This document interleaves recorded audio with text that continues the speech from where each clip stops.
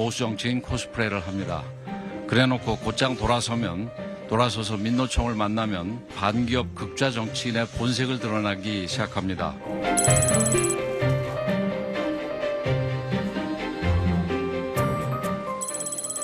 근데 이제 수구를 넘어서서 범죄 집단을 지켜요. 내란 수계를 지킵니다.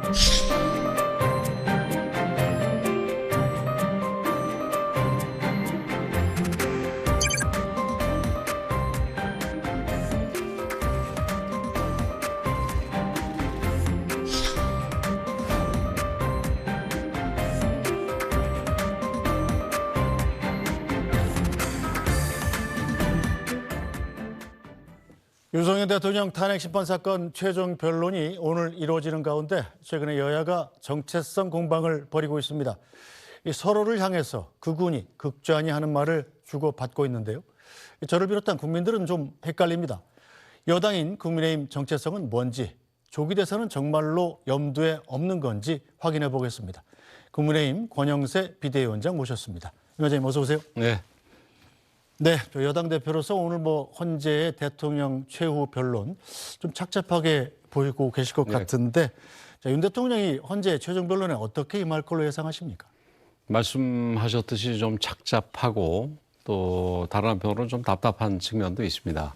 이게 근로자 한 명을 해고하는데도 사실은 굉장히 신중해야 합니다. 근데 지금 이 헌법재판소에서 하는 탄핵 심판은 그 대통령을 파면하느냐 마느냐 아니겠습니까? 근데 이게 불과 한 10번의 재판 만에 결론을 낸다는 부분에 대해서는 좀 그거는 매우 좀 불편하고 좀 아쉽게 생각을 합니다. 근데 모르겠습니다. 결론에 대해서는 헌법재판소가 최후 변론을 들은 뒤에도 아마 이 고민들을 할 겁니다. 그래서 저희들 헌법재판소도 지금 아직은 잘 모를 부분이기 때문에 저희들 희망하는 부분이 틀림없이 있지만 어쨌든 헌법재판소가 잘 신중하고 객관적이고 공정하게 심판해 주기를 기대할 뿐입니다. 김대식 수석 대변인이 오전에 보니까 윤석열 대통령의 최후 변론에 국민에 대한 사과 그리고 자기 명령을 따라서 지금 형사처벌을 받고 있는 군과 경찰의 지휘관들의 선처 이런 내용들이 포함되어야 한다라고 얘기했더군요. 비대위원장의 승인을 받은 내용인가요? 그건 제가 승인한 내용은 아니고 김대식 의원이 원내대변인이죠. 아마 구체적인 내용에 대해서는 제가 코멘트하는 게 그렇게 적절하지도 않고 이 변호인들 그리고 무엇보다도 윤 대통령 본인께서 어떤 내용을 담아야 되는지 깊은 고민 끝에 아마 결론을 내서 좀 오늘 준비를 하지 않았을까 이렇게 생각을 합니다. 어쨌든 국민들과 또 헌법재판관들에 대해서 많은 호응을 받는 그런 내용이 되기를 기대합니다. 네, 자 이제 운명의 시간이 좀 다가오고 있는데요. 헌법재판소 결정이 만에 하나 인용으로 내려지면 자 강력한 지지층의 반발이 예상이 됩니다. 어떻게 설득하실 예정인가요? 그래서 지금 인용 쪽으로만 얘기를 하시는데 그게 지금 방금 전에도 얘기했듯이 이게 어떤 식으로 내려질지 저 지금 알 수 없는 상황이고 그렇기 때문에 저희들이야 인용이 되든 기각이 되든 사회적인 혼란이 생길 수 있는 부분에 대해서 또 그 이후에 절차에 대해서 잘 준비를 해야 되겠습니다만 어느 한쪽을 전제로 해가지고 얘기하는 건 적절하지 않은 것 같습니다. 자 이런 상황에서 최근에 윤석열 대통령 변호인단이 공수처의 일명 영장 쇼핑 의혹을 다시 제기했습니다. 잠깐 들어보겠습니다. 수사 기록을 확인한 바 2024년 12월 6일 윤석열 대통령을 피의자로 명기한 압수수색 영장을 청구했다가 기각되었으며 같은 날 윤석열 대통령에 대한 통신영장 역시 기각되었습니다. 명백한 거짓말로 국민을 기만한 것입니다. 공수처는 서울중앙지방법원에서 압수수색 영장과 통신영장이 기각되자 2024년 12월 30일 체포영장과 압수수색 영장을 서울 서부지방법원에 청구하였습니다. 중앙지방법원에서 통신영장조차 기각을 당하자 서부지법으로 영장 쇼핑을 나선 것입니다. 쉽게 얘기해서 공수처가 영장 발부가 쉬운 서부지방법원으로 영장 쇼핑을 했다. 그리고 중앙지법에서 신청했다 기각된 영장을 숨겼다는 주장인데 예. 권 위원장께서도 법조인 출신이잖아요. 예. 이게 심각한 문제입니까? 아니면 별것 아닌 겁니까?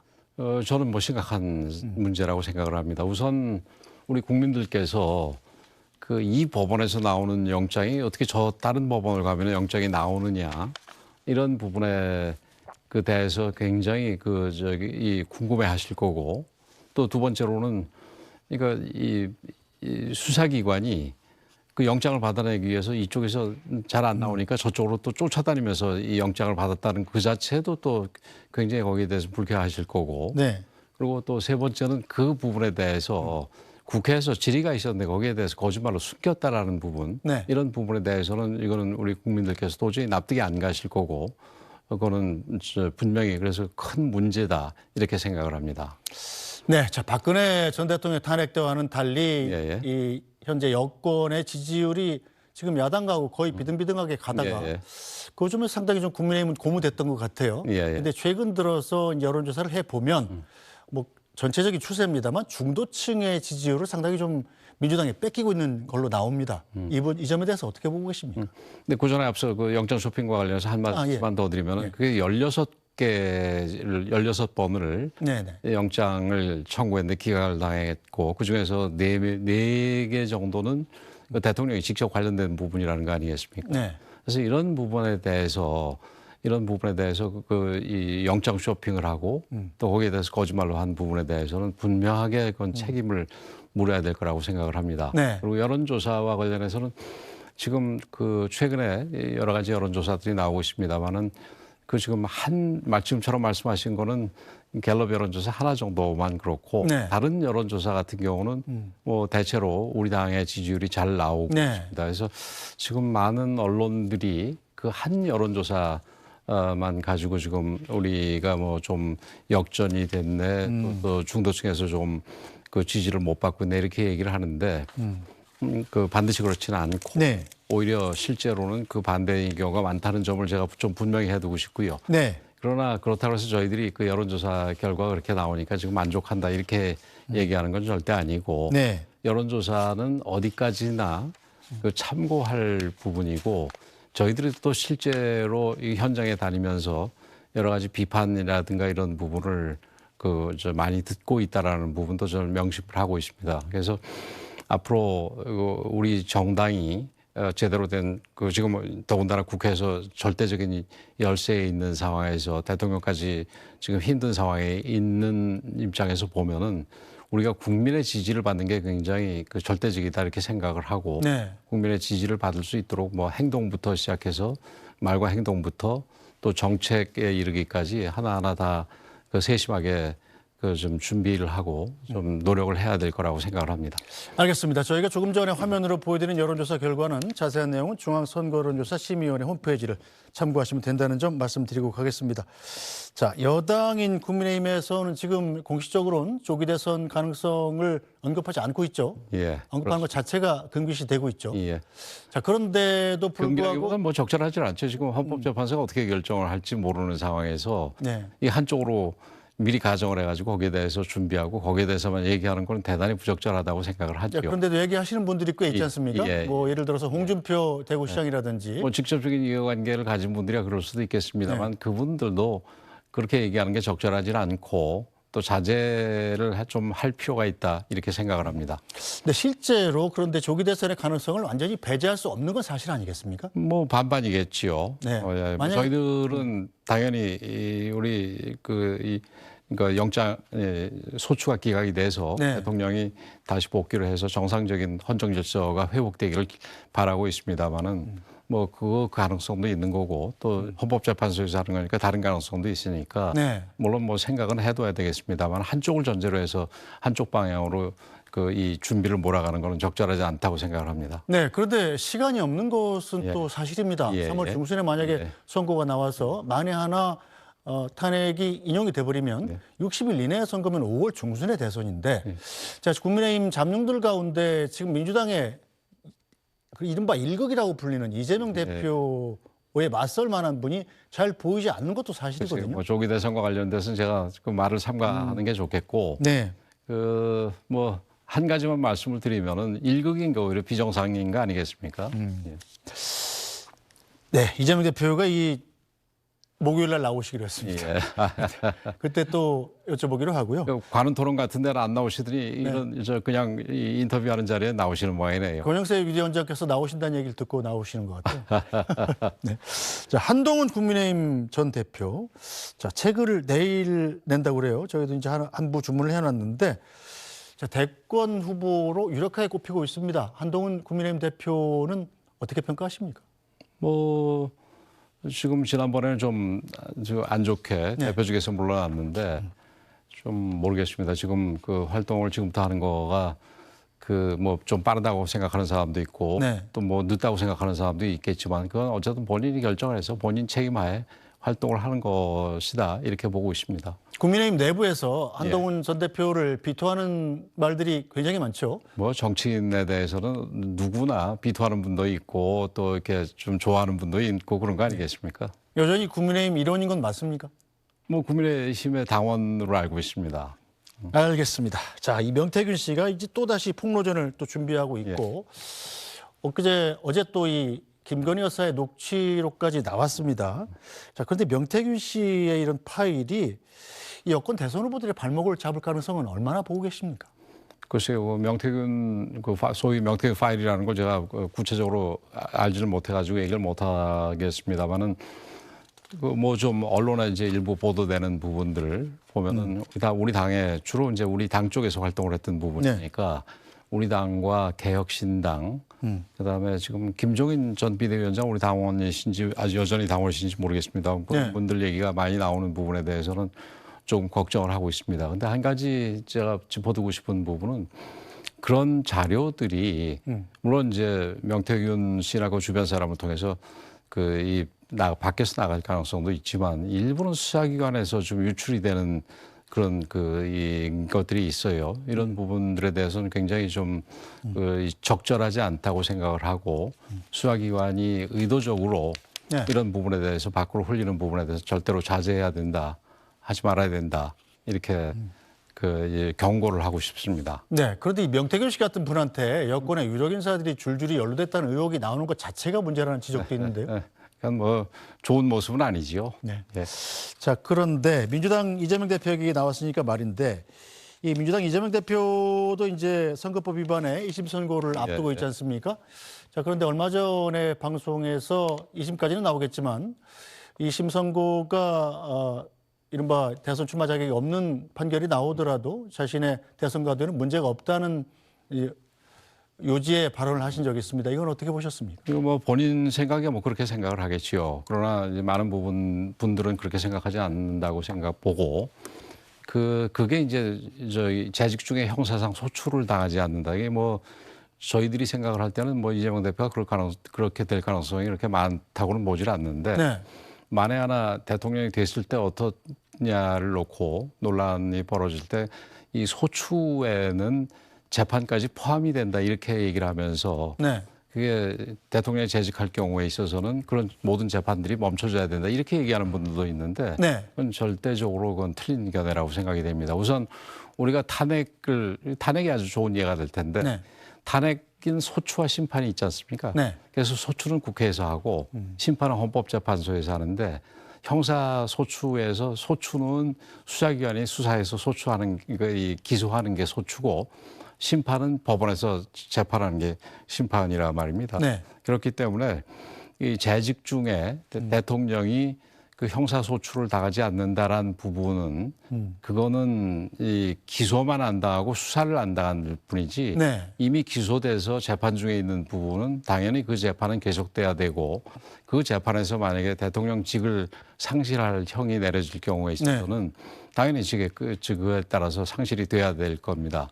그렇기 때문에 중간에 또 대통령 선거가 생기지 않기 위해서는 우리 국민들이 어떤 판단을 해야 할지 이런 부분들을 잘 생각하시고 아마 지지하시고 투표하시고 그럴 거라고 봅니다. 알겠습니다. 자, 모레 이재명 대표가 나오면 이 부분에 대해서 다시 한번 질문을 드려보도록 하죠.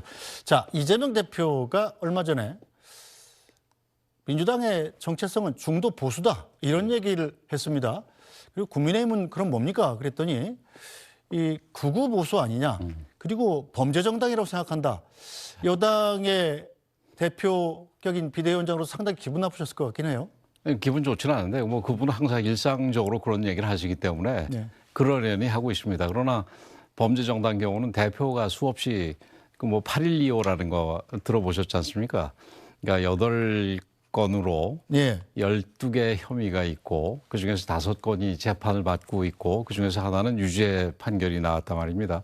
그런 당이 1극으로 있는 정당이 범죄 정당이지 네. 어떻게 우리가 범죄 정당이 되겠습니까? 그리고 중도 보수 부분에 대해서는 그 부분은 그냥 선전의 측면에서 얘기지 네. 그게 뭐 결코 중도 보수가 될 수 없는 정당이라고 봅니다. 제가 지난번에 그 언론에 나왔으니까 제가 얘기를 합니다만은 그 여야정 협의를 할 때 네. 아예 그 반도체 주 52시간 적용 예외 부분에 대해서 이 노조들이 반대를 해서 그 지지 세력의 노조들이 반대를 해서 받을 수 없다 이렇게 분명하게 얘기를 했는데 네.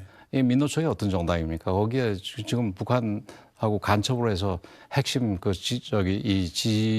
거기 그 지도층에 있는 인사들이 처벌받은 정당 아니겠습니까? 그리고 그게 절대 중도 우파로 볼 수 없는 집단 아니겠습니까? 네. 그런 데랑 긴밀하게 이 연결을 해서 그 지지 때문에 이 정책도 이게 한쪽 선택을 못하는 그런 정당이 어떻게 중도 우파 정당이겠습니까? 저는 그래서 그런 선전에 대해서 우리 국민들도 더 이상 이게 현혹되거나 이러지는 않으실 거라고 생각을 합니다. 네, 자 그런데 민주당의 이른바 우클릭 행보 그리고 이 이재명 대표의 우린 중도 보수당이다 이런 정체성 선언 같은 것들이 중도층의 마음을 약간 좀 뺏어가고 있는 것도 좀 사실인 것 같기도 합니다. 글쎄요. 예. 뭐 저는 뭐 그렇게 생각을 하지 않는데 우선 제가 드리고 싶은 말씀은 그 말로만 하고 선전으로만 그렇게 하지 말고 실제 그런 정책에서 그런 정책들이 나왔으면 좋겠다라는 겁니다. 우선 그 앞서 말씀드린 반도체 주 52시간 적용 예외 같은 경우는 네. 그 우리 반도체 산업을 위해서 절대적으로 필요한 거 아니겠습니까? 그래서 이런 부분에 대해서는 당연히 이 찬성을 해야 되는 거고 그다음에 지금 그 민주당에서 상법 개정을 열심히 드라이브를 걸고 있는데 상법 개정 같은 경우는 지금 우리 이 이사들의 주주에 대한 직접적인 의무를 그 규정을 하고 있기 때문에 우리 기업하는 데 있어서 굉장히 어려울 걸로 예상이 되고 그래서 우리 기업계에서 굉장히 반대하는 법안 아니겠습니까? 네. 근데 이런 법안에 대해서 그 밀어붙이면서 친기업적이고 그래서 우리가 중도 우파다 이렇게 얘기하는 거는 이건 뭐 말 그대로 언어도단입니다. 자 그런데 국민의힘 입장에서도 중도층을 공략하는 것, 중도층의 마음을 얻는 것 굉장히 중요한 일 아니겠습니까? 당연하죠. 자 그런데 당내 일각에서도 뭐 예를 들어 유승민 의원 같은 전 의원 같은 경우는 우리 너무 오른쪽으로 몰려가서 거기 다 모여 있다. 쉽게 얘기해서 좀 극우화되고 있다라는 비판을 하거든요. 이 국민의힘에서는 중도층 공략을 위해서 어떤 보관을 갖고 계십니까? 저희들은 말로 우리 이재명 대표처럼 말로 우리가 중도 우파다 뭐 이렇게 뭐 친기업 정당이다 이렇게 얘기하는 것보다 정책으로 가야 된다고 생각을 합니다. 네. 그래서 무슨 선전 가지고 이제 더 이상 국민들을 현혹시킬 정도로 우리 국민들이 이렇게 어리석지 않다고 생각을 합니다.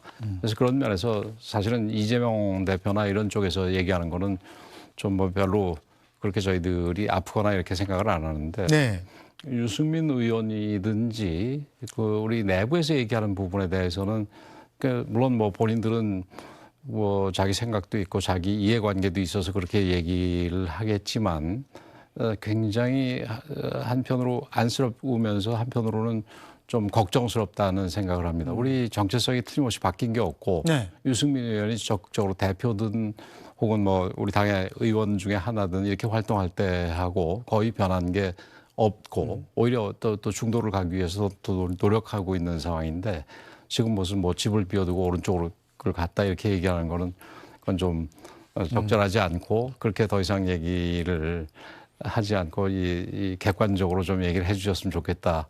이렇게 이 자리를 빌어서 얘기를 하고 싶습니다. 알겠습니다. 자, 이번엔 정책 분야 질문으로 좀 넘어가 보겠습니다. 최근에 국민의힘 반도체 특별법 주 52시간 근로 특례와 관련해서 민주당이 절충안을 제시했었죠. 그 반도체 특별법이 이제 무산된 데 대해서 서로한테 책임을 미루고 있는 상황인데 이 52시간 특별근로제는 어떻게 됩니까? 글쎄 그 책임을 미룬다는 얘기에 저는 동의하지 않습니다. 그럼 저희들이 그 적용 배제에 대해서 아주 적극적으로 주장하고 법 원안에는 거의 10년 동안 적용하기로 돼 있었는데 네. 그래서 저희들이 3년이라도 적용을 하자. 지금 3년 정도가 이제 그 트럼프 정부 취임하고 굉장히 그 국제 정세가 불확실하게 바뀌면서 그야말로 이 혼돈 속에 있는 상황 아니겠습니까? 네. 그리고 우리 그 반도체 기업 중에 대표적인 삼성도 지금 쉽지 않은 그 이 과정을 겪고 있고 그래서 3년이라도 하자고 그랬는데 거기에 대해서 아까 말씀드렸듯이 네. 이 지지 기반인 노조에서 반대하기 때문에 자기네들은 받을 수가 없다. 이렇게 얘기를 합니다. 그래서 추진을 못하고 있는데 근데 계속해서 더 좀 설득을 해볼 생각입니다. 알겠습니다. 자, 국민연금 개혁, 뭐 저도 관련돼 있고 군의원님도 관련돼 네, 있고 그렇습니다. 전 국민이 관련된 문제입니다. 자, 그런데 이 국민연금 개정 관련해서 소득 대체율을 놓고 정부 여당과 야당이 서로 맞서고 있죠. 일단 민주당 이재명 대표 주장부터 들어보겠습니다. 작년에 44% 얘기를 했습니다. 국민의힘이. 그럼 민주당은 50% 얘기하다 제가 40%로 소득 대체율 낮추는 것을 얘기했고 1% 차이인데 그 부분은 협의할 수 있다 이렇게 말씀을 드렸습니다. 그런데 권영세 비대위원장께서 갑자기 42%를 들고 나왔어요. 하지 말자는 거죠. 이런 식으로 정치하면 되겠습니까? 네, 자, 권영세 비대위원장을 실명으로 집격을 했습니다. 예, 예. 뭐 발언해 주시죠. 그 이재명 대표야말로 저런 식으로 정치하면 안 됩니다. 이게 우리가 44%라고 주장한 거는 누가 주장했는지도 모를 정도로 뭐 어떤 한 분이 그랬을 수는 있겠지요. 네. 우리는 지금 이제 제가 갑자기 42%를 들고 나왔다 그러는데 네. 이게 시종일관 42%를 주장을 했습니다. 근데 뭐 갑자기 들고 나왔다 그러면서 그 뭐 44 기준으로 고작 1%라 그러는데 이재명 대표가 얘기하는 대로 고작 1%라 하더라도 그게 하루에 몇백억씩 우리가 이 없어지는 부분이 생깁니다. 네. 그래서 고작 1%라고 얘기할 일도 아니고 그 우리는 더군다나 42%를 얘기를 하고 있는 거고요. 네. 제가 좀 더 근본적인 얘기를 하고 싶습니다. 지금 시점에 연금 개혁을 하자는 이유는 네. 국민연금 개혁을 하자는 이유는 그게 우리 그 미래 세대 뭐 미래 세대도 아니죠. 당장 우리 청년 세대들이 연금을 받을 무렵에는 연금 재정이 바닥이 나서 네. 못 받게 되는 그런 상황이 벌어질 수 있기 때문에 그 문제를 해결하자고 지금 그 이제 뭐 저 소위 모수개혁이니 구조개혁 네. 이런 얘기가 나오는 거 아니겠습니까? 그래서 모수개혁 부분에서도 어렵사리 현재 9%에서 4%를 올리는 거를 네. 합의를 했는데 그게 그 어렵사리 해결한 거가 저게 45%로 다시 지금 현재 40%에서 5% 올라가면 아무런 의미가 없어집니다. 고갈이 뭐 그게 그거라는 거죠. 그게 그거가 되는 고갈 거죠. 시점이. 예. 그러려면 지금 뭐 하려고 연금 개혁을 하는지 그냥 놔두지 이런 생각을 하셔야 정상입니다.